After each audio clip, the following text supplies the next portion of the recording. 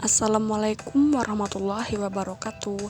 Perkenalkan, nama saya Tasya Eka Salsabila dengan NIM 19040274058. Kali ini saya akan menjelaskan mengenai sumber daya perikanan tangkap. Apa sih sumber daya perikanan tangkap itu? Yuk simak baik-baik ya penjelasannya. Yang pertama ada perikanan. Berdasarkan ketentuan dalam pasal 1 ayat 1 Undang-Undang Nomor 31 Tahun 2004, perikanan dapat dikatakan sebagai seluruh kegiatan yang berhubungan dengan pengelolaan dan pemanfaatan sumber daya ikan serta lingkungannya.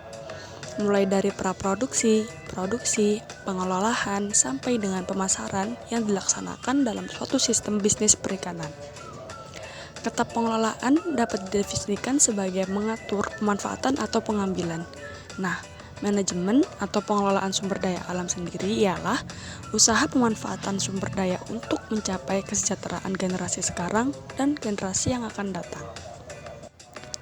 Yang kedua, ada sumber daya laut.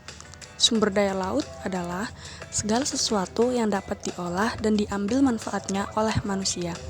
Dan yang ketiga, sumber daya laut dibagi menjadi dua, yaitu sumber daya laut yang dapat diperbaharui dan tidak dapat diperbaharui.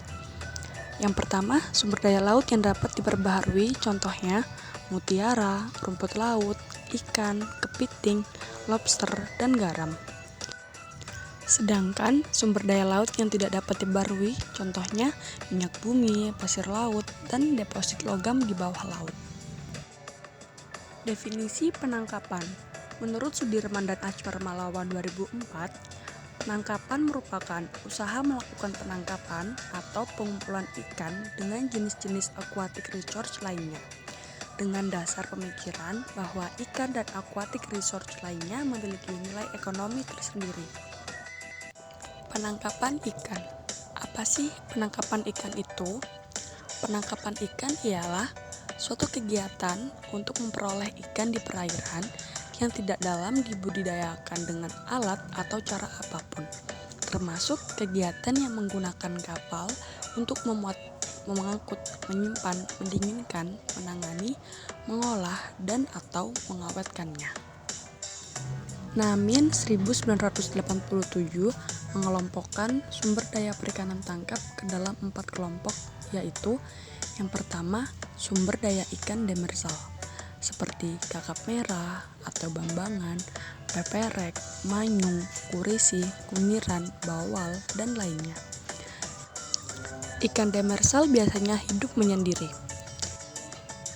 Yang kedua ada sumber daya ikan pelagis kecil. Contohnya seperti teri, japu, tembang, lemuru, dan sirop. Sumber daya ikan pelagis besar. Contoh ikan pelagis besar seperti tuna, cakalang, marlin, tongkol, dan tenggiri. Jenis ikan pelagis besar, kecuali jenis tongkol, biasanya berada pada perairan dengan salinitas yang lebih tinggi dan lebih dalam. Yang keempat ada sumber daya udang dan biota lain non-ikan. Ruang lingkup perikanan. Yang pertama ada praproduksi. Praproduksi yaitu sistem lingkungan atau manajemen sumber daya perairan. Yang kedua ada produksi, yaitu proses penangkapan atau budidaya ikan tersebut. Yang ketiga pengolahan, yaitu teknik untuk mengolah sumber daya ikan tersebut. Kemudian yang terakhir ada pemasaran, yaitu sistem ekonomi yang dilakukan oleh masyarakat atau suatu kelompok. Faktor yang mempengaruhi penangkapan. Yang pertama, penangkapan berkaitan dengan stok ikan di perairan. Ada beberapa faktor yang mempengaruhi stok ikan tersebut, yaitu yang pertama, reproduksi ikan itu sendiri. Yang kedua, aktivitas penangkapan. Yang ketiga, pertumbuhan alamiah. Dan yang keempat adalah kematian alamiah. Faktor yang kedua yang mempengaruhi penangkapan ikan tersebut yakni faktor musim. Mekanisme penangkapan ikan. Cara pertama dengan menjerat dengan jaring menggunakan alat yang bernama gill net. Yang kedua, memerangkap dengan menggunakan alat seperti bubu, set nero, atau sero. Cara yang ketiga dengan cara menyaring dengan menggunakan pukat. Cara keempat, memancing menggunakan pancing atau long line.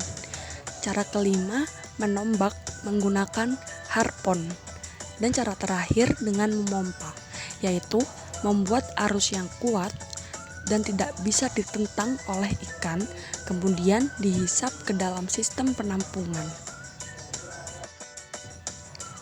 Kesimpulan yang dapat diambil dari materi kali ini adalah sebagai salah satu dari 5 faktor prioritas tim ekonomi Indonesia, perikanan dan sumber daya laut Indonesia yang kaya dan berlimpah ruah seharusnya dapat menyelesaikan kompleksnya permasalahan yang melilit kelautan dan perikanan selama ini.